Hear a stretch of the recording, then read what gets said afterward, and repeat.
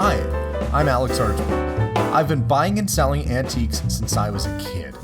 Over the years, generations of our family have gotten involved in the business, and I'll search just about anywhere I can to find hidden treasures both big and small. I never know what I'll turn up next. It's about exploring new places, seeing new sights, and having fun. And even though sometimes I get over my head, we try and make things a little better along the way. This is Curiosity. Hi everybody and welcome to today's episode. I am out and about in my Jeep, which I picked up, and made a purchase this morning of a whole pile of records and some trading cards, sports cards and things like that. Didn't even look at the titles. The quantity and the price was good. I paid $350 Canadian for everything in the vehicle today. And it's kind of just like a quantity versus cost thing. I thought, okay, well, there's definitely enough stuff there to probably get my money back. I'm really hoping there's going to be a few good titles and that it's not all polka or Nana Mouskouri or Ukrainian polka. Nothing wrong with that type of music if that's your thing. It's just it's a limited market, and so it doesn't really sell that well. So let's hope that there's some good sellable titles. We're going to go through it once we get home and do a little unboxing. So without further ado, let's get back to the house and see what I bought today. Let's go. I am home, and there is a giant stack of records. Now, when I went there, he didn't have boxes. I didn't bring crates because I wasn't actually expecting to get a phone call from him to get such a big collection. But Melissa and Jason are here to help offload, and we're going to make a big stack over on the table over there. And then I can start sorting through. But already I can see at least there's some rock, Van Halen early albums, George Thorogood, The Cars. It all looks like good sellable stuff, but we'll see if there's any real prize albums in here once we get it all offloaded. You ready, guys? Yep. Okay, thanks for your help. Let's do this. Well, it's all offloaded and on the table. I should pick this cord up. I did get this turntable, Quartz Lock JVC. What is it? QL5. Don't know much about that one. If it's a direct drive, it might be a better turntable. A little on the dusty side, but nothing that can't be cleaned up. As for these cards, there are thousands and thousands of these Overpower card game cards, which I guess are DC. I thought they were Marvel for some reason, but they're DC. So there's a ton of those, and I think a complete set of them in this binder here too, which would have taken a really long time to put that together. But what I was mostly after was the records because, well, my kids are getting into records. I have a record player, and there seemed to be some music in here that might be of interest to me. Like this, right off the bat. Crosby, Stills, Nash & Young, Four-Way Street. That's a good one. And for fun, you got the original Star Wars soundtrack. You got The Empire Strikes Back. The Story of Star Wars. Return of the Jedi. They're all there and all in good condition too. Beatles. Sgt. Pepper's. Abbey Road. White Album. Gosh, there's just some good stuff. Yes, I think that's maybe their first album. Boston, ELO, Out of the Blue. Let's see, what are the hits off of this one? Let's see, It's Over, Sweet Talkin' Woman. Those are big. Let's see, Mr. Blue Sky. That was on the soundtrack for Guardians of the Galaxy. So some big hits off of that. A lot of this, Eagles, it's all good stuff. I was worried there might be a whole bunch of easy listening type stuff, but there's some good. Oh, look at this. Black Sabbath Paranoid. It's a gatefold. Really nice condition for that gatefold. Hard to find the hard rock stuff in good condition. Look, there's Led Zeppelin 2. Holy cow, finding some good ones just right off the bat. Tanya Tucker. Okay, I'm going to give myself a little bit of room to sort this stuff out. And hopefully I'll be able to come across some real interesting stuff. There's already some good ones in here. Stevie Wonder, Billy Joel. Or as Jim Gaffigan said, he was in Ireland doing a concert and they said, yeah, we just had Billy Joel. So they called him Billy Joel in Ireland. Thought that was a funny little bit that he did. Boz Scaggs, The Police. Bangles, Walk Like an Egyptian. Oh, that's the single extended dance mixes of it. Pete Townsend. Look at all this. Lots of good stuff in here. Okay, let's clear some space and do some sorting, and then I've got to go through these cards and see what I got there too. Okay, I got to try and sort these into piles of decent. So that's the Neutron Dance 12-inch single. You guys remember that? I don't know if anybody remembers that song now. It's been so long, but... And then you got albums like It's a Beautiful Day, which is just a good album. Duran Duran, Donovan, Sunshine Superman, Iron Butterfly. Is that Lyle Lovett? Huh. Don't come across a lot of Lyle Lovett albums. Talking in Your Sleep, the Romantics 12-inch single. Eddie Grant. Genesis. That's when, I think, was Peter Gabriel the original frontman to Genesis? Yeah, this is when Phil Collins was involved. Actually, for 80s music, I prefer, and I might get in trouble for saying this, I kind of prefer the Phil Collins Genesis. It's less artsy, but it's cool. Who's this? Oh, Colin James. He's pretty good. Powder Blues Band. Starstruck. Romantics. Duran Duran. Some good 80s music in here. These are 12-inch singles, which I imagine are probably a little harder to come by. Somebody must have been DJing at one point. Somebody's Watching Me. That song gets a lot of airtime even now. Huey Lewis. Yeah, a lot of dance mixes and 12-inch singles and stuff like that. Pretty neat. Heart with their 80s perm. Boston, if you look at that way, that's a guitar. The spaceship on the Boston cover those are guitars, those alien spacecraft. Dreamboat Annie, Heart. Oh, this has Crazy on You. That's a pretty big song off of that album.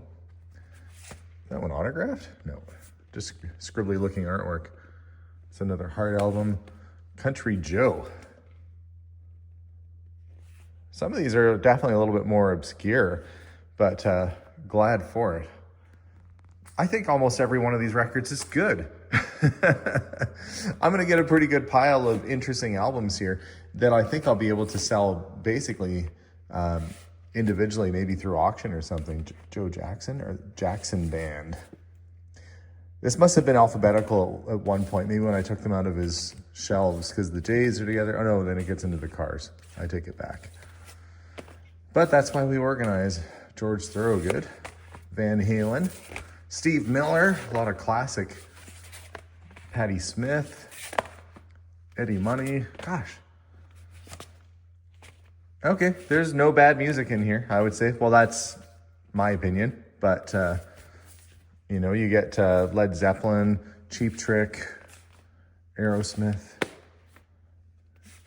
Bruce Woolley, and the Camera Club. Never even heard of them. That's got to be some obscure album. Some of these really obscure ones are actually pretty decent. Japan, Life in Tokyo, Pink Floyd.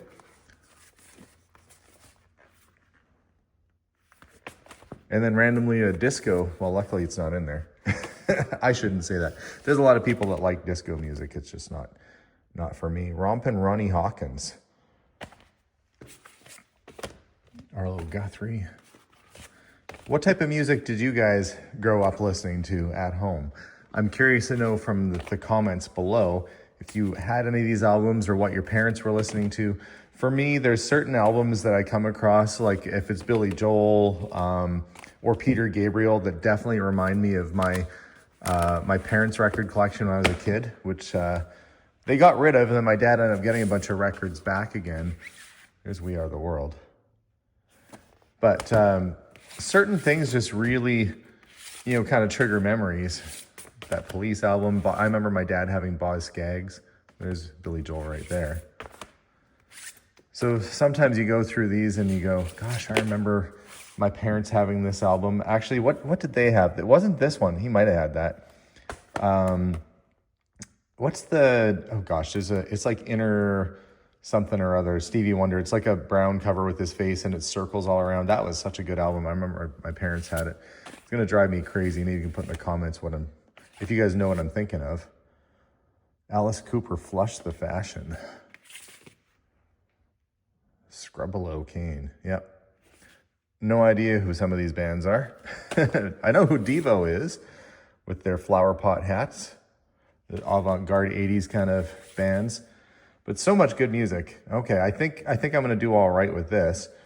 I'm gonna continue going through and trying to sort their sticks. I'm gonna continue trying to sort these albums and see what I got here. Because some of these I'll probably have to look up a little bit because I'm not overly familiar with some of these artists.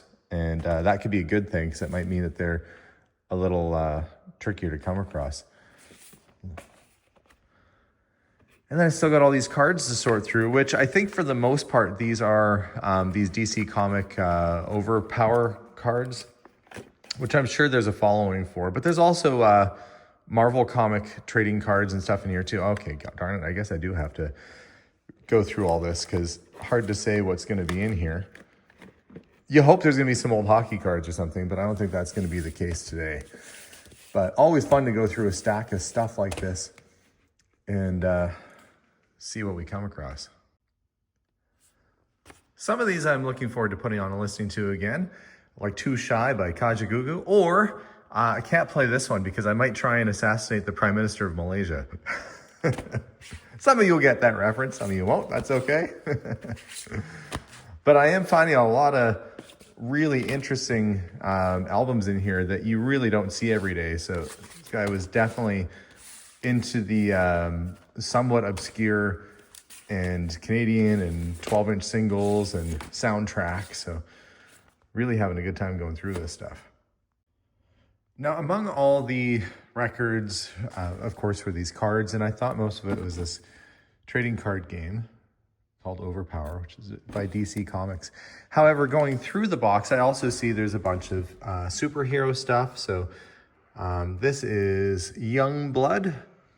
It looks like the whole set there. And then we've got the Unity cards. We've got Superman, even with these special sort of chromey looking cards that back in the 90s, if you got one of those, you get super excited. Or if there was a hologram of some kind, that was a big deal. And there was even a 91-92 Fleer basketball set. Now, with the Fleer set, I was kind of going through, and there's some stars, but really the only ones of significant value out of that set are the Michael Jordans, and I wasn't finding any until I went through another stack that was separated, and all the Michael Jordans was there. It's almost nothing, but there's probably 20 of them there. If they grade really high, some of them have sold for a couple $100. These I don't suspect will grade too highly because they've been floating around in a box, but still a nice find. And considering what I paid for everything, I could possibly get my money back out of just that little stack of cards there. So doing okay. There's Marvel Masterpiece set from 1993. Of course, Venom on the front, as he was their sort of hot new release at that time. So going through these boxes is actually kind of fun because I don't know what the heck I'm going to find in here. These special chrome kind of cards, and it will take me a while to go through and figure out what the value is on some of this stuff. But that said, I think we'll do okay. And this might just be enough stuff for me to do sort of a specialized auction sale, do the records, maybe do some of the sports cards and stuff and clear this stuff out. Because as you know, I don't really collect, well, I collect certain things, but I don't hang on to a whole lot. As cool as some of this stuff is, it can go to a collector who's going to love it even more. But all said and done, I think I did okay with the collection I picked up today, and all these little extra sets of cards in here are definitely a nice bonus, and even some little cases like this. Team Canada 2002 Salt Lake City. Limited edition solid pewter coin. So just some random little collectibles that obviously have been sitting on the shelf for a while. Look how the dust has almost fused itself with the plastic on some of this stuff. So I'll have to do some cleaning to get that all off. Gross. But that is to be expected when you're buying stuff that's been sitting around for years and years, that you're going to have to do a little bit of this, a little bit of that to it. But what a cool assortment of stuff. So I think all in all, this is a pretty good lot. I'm generally careful not to spend more than I think I can get back out of a lot like this. But with some of the key records in there, early Pink Floyd, there was Rolling Stones and David Bowie and Talking Heads. All those albums can be, $20 up. each. So even just a handful of those will recover our money. So I'll probably double up on the profits off of this unit. It's just a matter of sorting and getting it sold. So guys, happy hunting to all of you out there. Hopefully you can come across a truckload of albums and cards or whatever it is that you like to buy and resell. For me, it'll be fun sorting through it and getting it out the door, and a little bit of profit goes a long way. So guys, thanks so much for watching today's episode. We'll see y'all soon. And as always, bye for now.